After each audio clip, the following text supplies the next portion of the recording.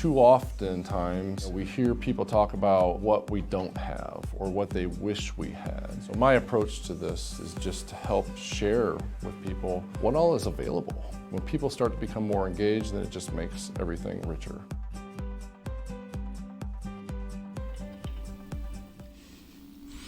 Hello again, everybody, and welcome back to our community. Our first episode in the new year. Today is January 12th, Tuesday, 2021, and I am excited to share with you my guest here in studio, Emily Cahill, who is the Executive Director of Peoria Park District. Hi, Emily. Hi, Andy. Thank you for joining me today. Thanks for having me. I'm excited to talk through this conversation with you today because I know that there have been a lot of changes over the last year, not only in my world, but also in yours, and a lot of those parts of our worlds overlap. That's right. That's right. They do. So the topic of our conversation today is going to be around the word pivot. Mm-hmm.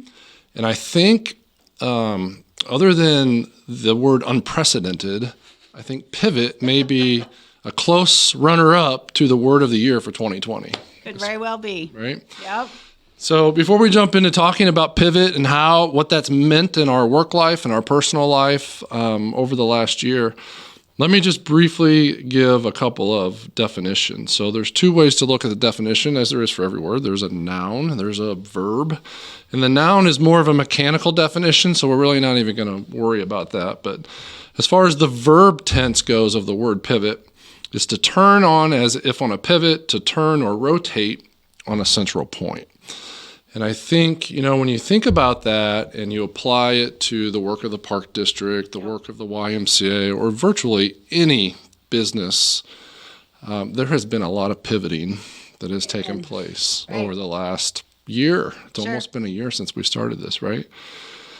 So let's talk a little about what we have. So those of you out in there in the I've Decided community, you've probably seen the email from Kim that came out Sunday night, or you got the text message Monday morning, or however you get those resources, and you've seen the article that Kim actually wrote around the word pivot, and there were 4 critical points, I think, to consider about how you can engage into the pivoting process or embrace the opportunity to pivot.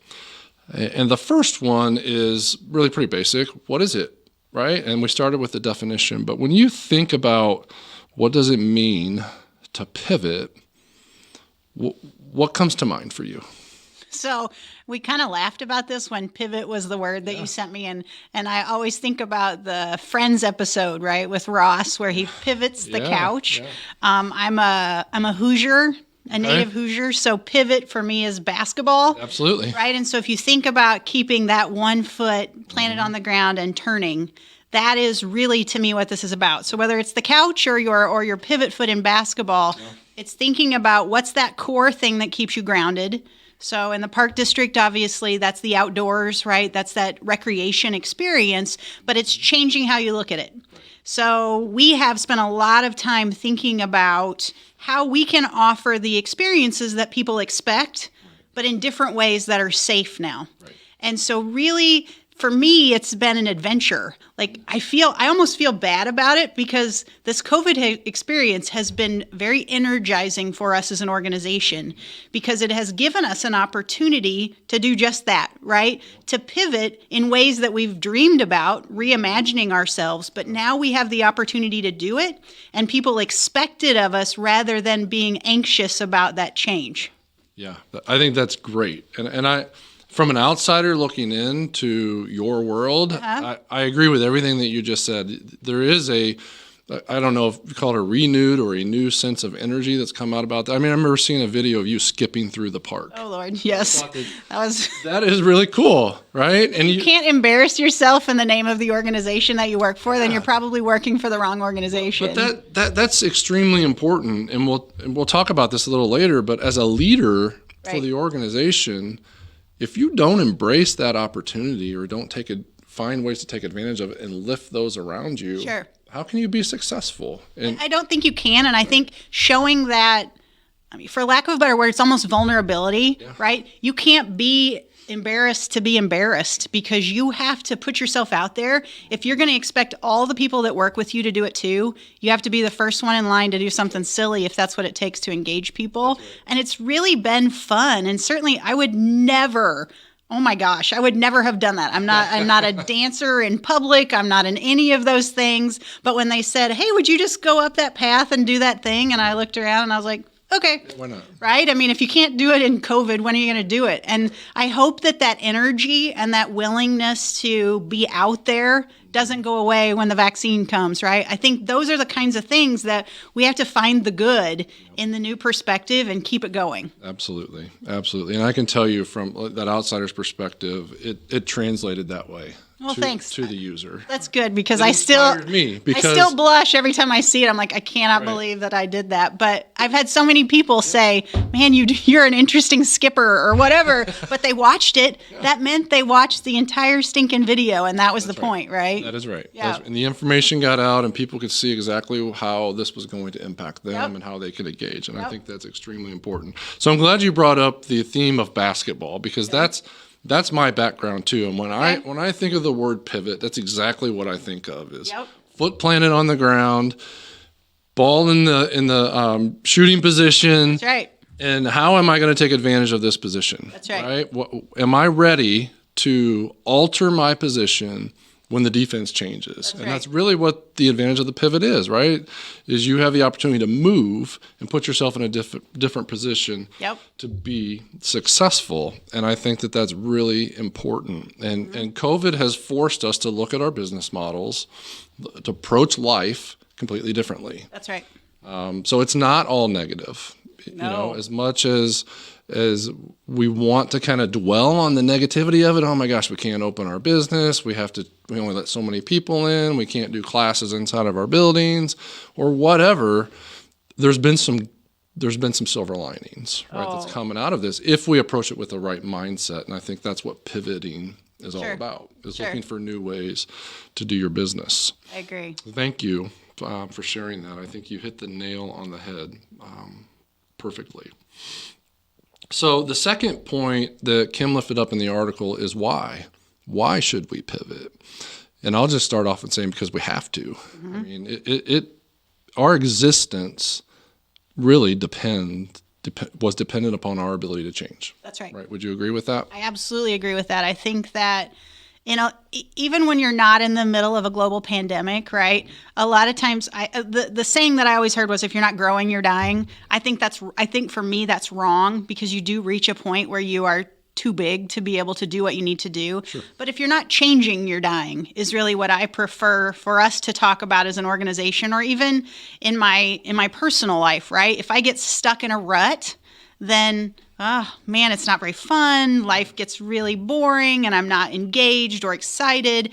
And so that requirement, as people, I think it's in our human nature that our attention span is like this short, right? And we want new things and we get tired of it and we get sort of judgy if we keep saying the same things over and over again. And so we have to find that mechanism for change.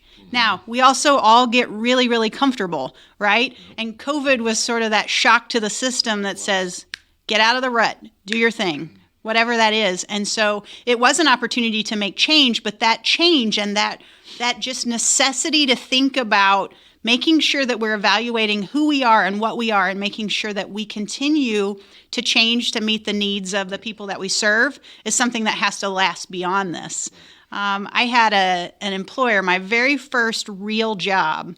His recommendation to me was all the way down to like the order that you do things in the shower. Like everybody does it in the same order. Like, right. I wash my hair, then I do my face, and then I whatever. And he said, when you feel that you're doing it and you forget that you've done the thing before, he said, change up the order. Never do that over and over and over again to the point where you aren't thinking about it. Yeah. Have you ever been driving down the road? I hate to say this out loud on tape, but where you're like, oh man, I don't remember what happened that last 5 minutes on the interstate, right? That means that you are not engaged. You're not present in the moment. Right. And so pivot is kind of a stretch to that, but I really think that's what we're talking about, right? Is being present enough in the moment to realize something's got to give, and being able to allocate the time and the energy and the focus to that moment to shift. Yeah. No, that's great. And I've heard that same analogy in professional development stuff where, when you're running meetings, for example, board meetings, we have board meetings, you and I both do Yep. regularly. You have them Yep. more regularly than I do. But changing up the structure of the meeting Yep. too, keeping it fresh, right? right. Because people get into those routines and, we're going to do this next. And when you change it, I think it makes people think differently. That's right. Right? And They it actually have to engages be present and pay attention as opposed to just autopilot. Exactly. And so when the question is, why should we pivot? Number one, it's because you have to. If you want to remain sustainable, That's right. especially with COVID. I mean, for the why, our biggest change was how do we support our members from a wellness perspective when our facility was closed. Yep. You can't come to the Y anymore. You can't work out. You can't take group exercise class. You can't do anything that you used to do. Right. And you're paying us to be a member. Yep. So how are we going to serve that? Right. Serve those people? And for us, it was like, we got to go online. Yes. We got to do virtual. We got to embrace this and figure it out. And it took us a while to do that. Sure. But now I think we're to a point to where we almost prefer it to a certain extent. And many people out there in the community prefer it because you can do it anywhere. Right. You can be anywhere, anytime. You don't even have to be there for the class at the time that it's delivered. Right. You could do it at midnight if you want to, because it's stored in the cloud and you can just access it and work out. Now, on the flip side of that, you lose that personal touch, which is really, really important to most people in society. So we have to figure out how to balance that out.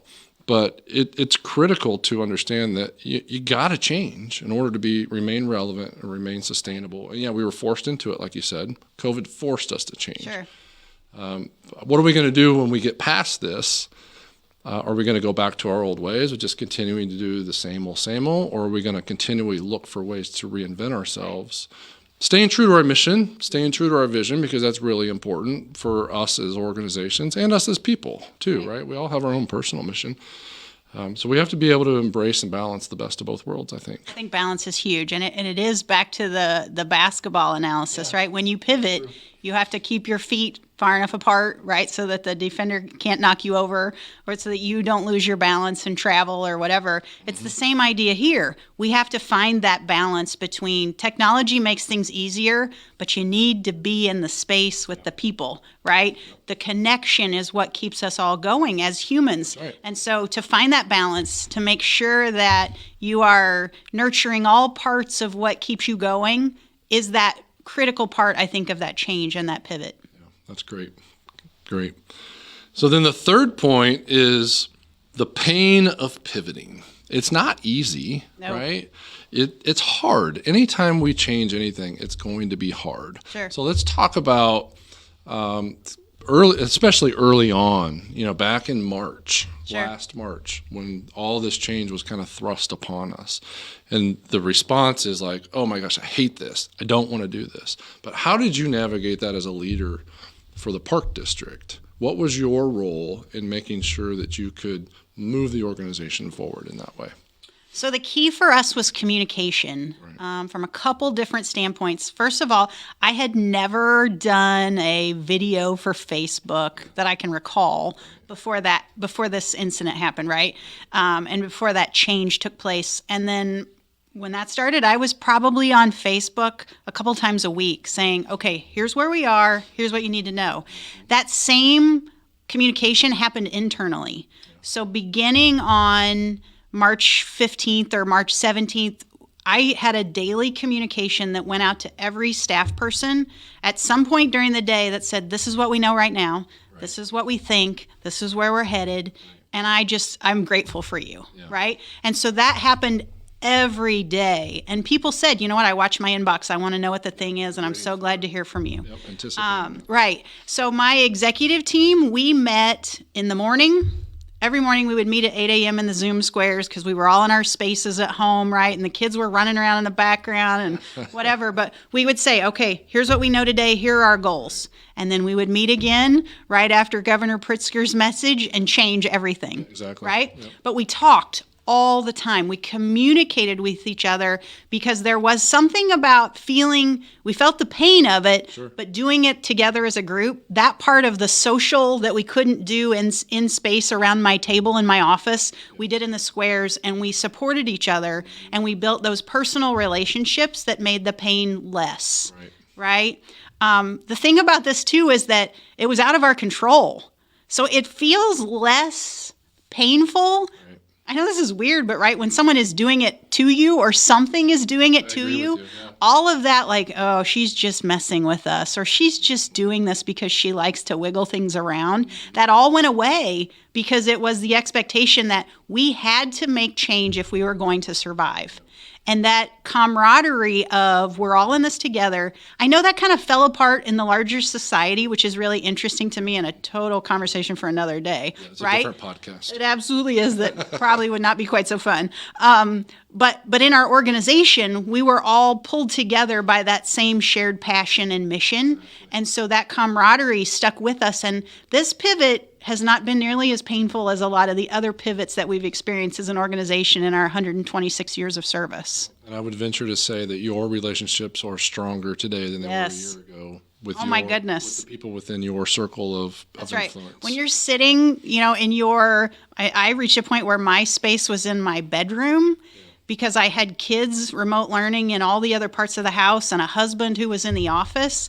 I mean, when you are in that chair 8 hours a day and everybody else is in their dining room or their basement or sometimes their garage because it was too loud in their houses, there was no, okay, it's 4:30, pack up, hit the road. We were talking to each other 12 hours a day sometimes because we all had a shared goal. And we talked about anything and everything. We ate lunch together in the squares. We sometimes, we had a happy hour in the squares with music and laughing and whatever it took for us to get through this together. And we learned so much about each other that these people are my family. Yeah. They're my work family, but they're my family. That is great. That is a great message.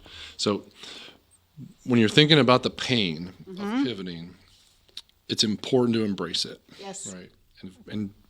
And rally those around you who can help get through that and lean on them, lean on others. So similar to your experience at the Y, it was the same thing. It really was. It was very similar. But even beyond that, so with the network with the YMCA across the country is very, very strong. And even within our state, it's even stronger. We have an alliance of YMCAs in the state of Illinois, and there's 45 corporate YMCAs, and they all have their own CEO and their own leadership. But we have a meeting with that group every Monday as we were going through this for probably 3 or 4 months. And so the relationships, while they were enhanced within our, the Peoria community and our YMCA family there, for me, there was relationships that were being developed and enhanced throughout the state. And as the summer went along and as things started to loosen, there was people that I engaged with daily through text messaging that I would have never done that before. And so by taking that approach to embrace this and learn through this together, and it did make it easier, I think, to what you said, because you're going through the struggle with others who are like you. That's right. And it did make it a lot easier, and you could learn from those experiences and share frustrations and ideas. And so it was very therapeutic, I think, too. Well, and you built a network. You go home and you try to tell your spouse, okay, so this thing happened today. And they're like, right. I don't know what you're talking about. Right, exactly. I'm trying to be supportive, but I don't know what you're saying. But if you build that relationship with your peers who know exactly what you're talking about when you say, this thing happened when I tried to go virtual today, or, this thing happened when I tried to do this, that's invaluable as you're navigating this uncharted territory. Absolutely. So the last point, and we're drawn towards the end of our time, is how do you pivot? How do you do it, right? And I think we've talked about this throughout the whole conversation, is you got to have a willing spirit and attitude. That's first and foremost thing, is you got to be willing to embrace it. Right? Would you agree with that? I absolutely do. Trust your instincts. You got to lean on others around you who are going through the experience in the same way that you are. And you have to remember to stay true to your mission and vision. Yep. Right. So for the Park District, you guys have a mission statement. The YMCA, we have a mission statement. We have a vision statement. We have a strategic plan. None of that changed for us. None of those documents changed. None of those statements changed. The way we did our work and how we approached attaining those goals has changed. Sure. But the foundation of the organization, or the foundation of the individual, can't change. Right. I don't think. I think that's exactly right. I think your leadership style, you shouldn't change your leadership style in a global pandemic. You shouldn't change the way you approach your day in a global pandemic. You have to use those same leadership skills and muscles that you had before. Right. People have to, you are part of the calm, right? Mm-hmm. If they see you approach this challenge in the same way that you approached the thing that really wasn't that big of a deal 2 years ago, right, there is a sense of trust. There's a sense of confidence that comes with you not just losing your mind and going crazy and everybody seeing you lose it, right? You can do that, and you're going to do that, but you do that in the quiet where nobody can see you. Exactly. And that every leadership skill that you used before, your style shouldn't and really can't change when something massive like this happens. You've got to be the steady, and you've got to rely on those things that served you well in the past. That's why you're in the role you're in, right? You are a leader of an organization because of your leadership skills. Those same skills apply whether you're in a pandemic or you're trying to figure out what to feed the board for dinner next week. Absolutely. This has been great. I can't believe we're already 20 minutes. I know, it's speedy. Time flies when you're having fun, and right? it's an easy conversation because this is real life stuff, right? It absolutely is. Over the last year. Well, thank you for joining me. Before we close up today, I want to give you the opportunity. Is there anything Park District related that you would like to take the opportunity to share or promote that's coming up with anybody out there who's watching this? Sure. So thank you for that opportunity. Thank you for this opportunity. I've enjoyed the conversation. The Park District is truly that epitome of pivot right now. So things like our Peoria Playhouse Children's Museum, it can't be open because of all the COVID restrictions, and the work that our staff has done to develop what we're calling Playhouse Everywhere so that you can have those same learning experiences wherever you are. We give you the tools. We can send you kits to do activities. Just all the things that we've done to take experiences where our whole gig before this was to bring large groups of people together to have fun. To a destination, right? Yeah, that sounds absolutely terrifying right now, absolutely. Right? Yeah. And so really going to our website, being a part of that social media, so maybe you'll see me skip or do something equally as embarrassing someday in the future. But we're trying to really take our message to the people and meet them where they are. And so we certainly hope and encourage people to check out all the really cool things that the Park District is doing to make ourselves accessible. Our parks and trails are still out there. Right. We're seeing more people there in those spaces and places than we ever have before. And we hope that that continues, that whatever you go back to, you really honor those things that have meant something significant to you during this journey, and you keep that as part of your practice. So we look forward to serving our community in lots of new and different ways and still adhering to that core mission of providing really great open space and activity for kids and families in our community. Great. Thank you for saying that and sharing that and for serving the community in the way that you do. Thank you. You guys do some great work. For the YMCA, we got an opportunity that I want to take just a couple minutes to share with anybody out there in the community who's looking to, what we're saying, reclaim your health. That's the approach that we're taking as we go through 2021, is help our community reclaim their health. So if you knew anything about the Strong Challenge, what took place back in November and actually started late October and through December, we've got another one of those programs, a 6-week community wellness initiative that's going to be, it's called the Reset Challenge. And we're going to help you reclaim your health. That's awesome. Through in-person exercise and virtual exercise, and some of it's not even exercise, right? It's about giving back to the community as much as it is giving to yourself. So look for that information. There's going to be some marketing and some publicity stuff that'll be coming out in the next days now as we're going to launch this on February 1st. So we look forward to serving our community in that way, and we hope that many of you will engage in being a part of that. So Emily, thank you again for your time today. It's always good to sit and talk to you. I enjoyed it as well. And I look forward to seeing you down the road. Thank you. Thank you to everybody out there for joining us today. And I look forward to being back next month on our community. PeoriaLife.com.